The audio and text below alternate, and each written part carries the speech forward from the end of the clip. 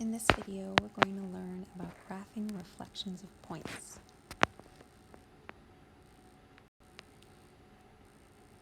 What do you notice about the distance between the following? Point A and this line segment, and point B and this line segment.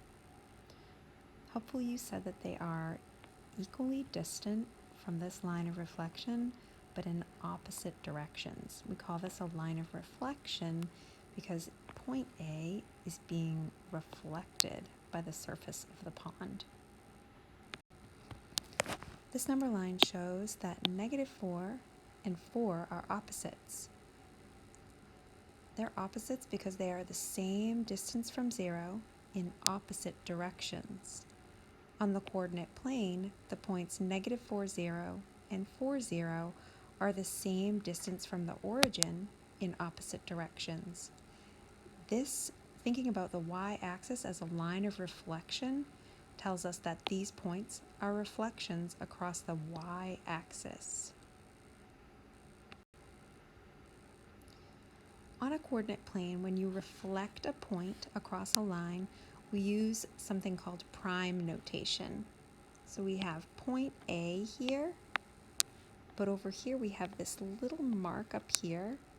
A little mark is called A prime.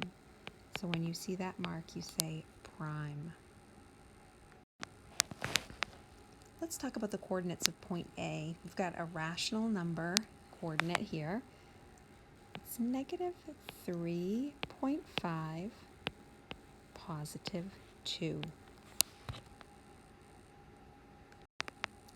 What if we reflect point A across the x-axis? First, I want to highlight my x-axis so that I know which line of reflection I'm going to use.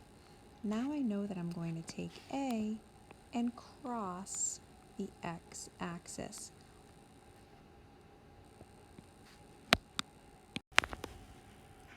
When I reflect a point, I know that that point is going to be the same distance from the line of reflection, but in the opposite direction. So I can just count how far away A is from the x-axis. It's 1, 2, 3, 4 grid lines. So I'm going to march 1, 2, 3, 4 grid lines in the opposite direction. I'm going to call that point A prime, because I reflected it, and then I'm going to jot its new ordered pair. So it's still at -3 and 5/10, but now it went down along the y-axis to -2. So its ordered pair is a little bit different.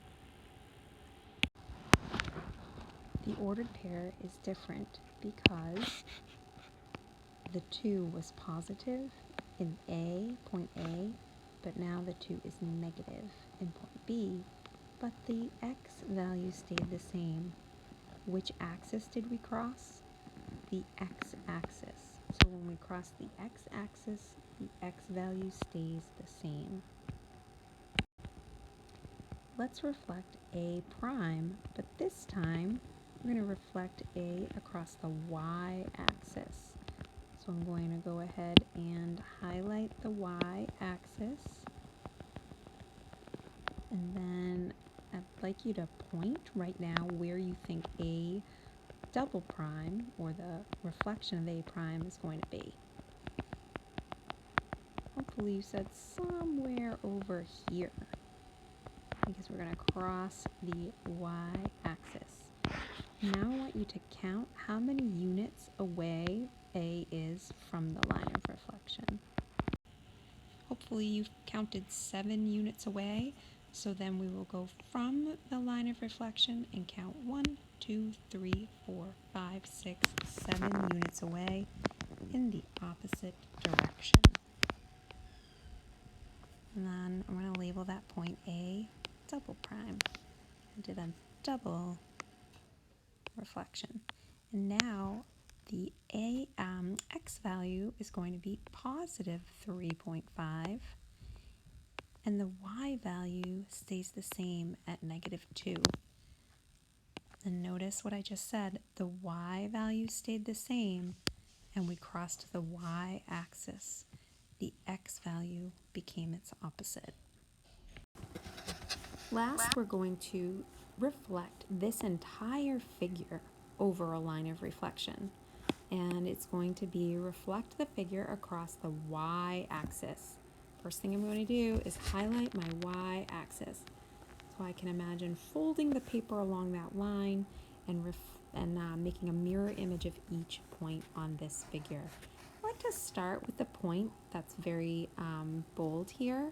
So I would like you to count and decide where that's going to go. How many units away from the line of reflection is it?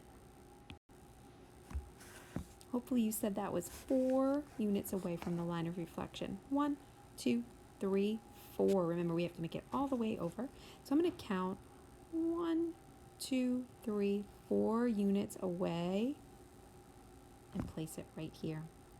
And now I'm going to count each of the other points and see how far they are away from the line of reflection. That one was 2. Now I'm going to count this one. 1, 2, 3, 4. 1, 2, 3, 4.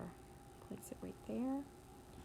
Go up to the top and count 1, 2, and it is 1, 2 in the opposite direction.